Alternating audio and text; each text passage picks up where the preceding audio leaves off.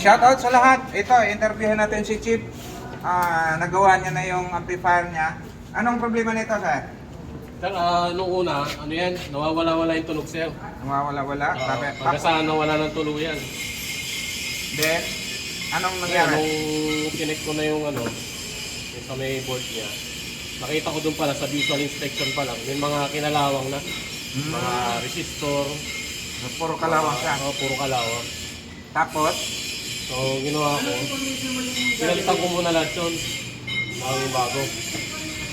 then, So, chinik ko na, yung pagkatapos ko may balik.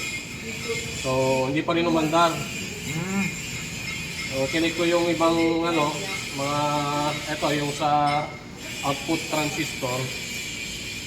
So, nung una, medyo hindi normal yung ano niya, biasing niya.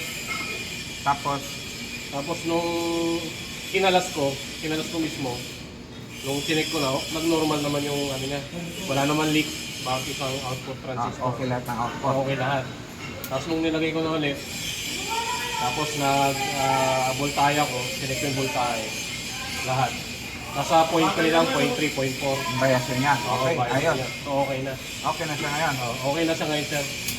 Ayan, gumagana na. Testing.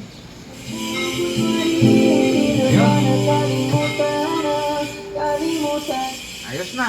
So, ano lang siya, kalawang. Yes, sir. Tapos yung mga kinalawang, pinalitan. Pati pala ito, sir, yung mga ano, Yung mga potentiometer. potentiometer, ha? Pinalitan Ayan, na. alin. Ayos. Yes, sir. Thank you.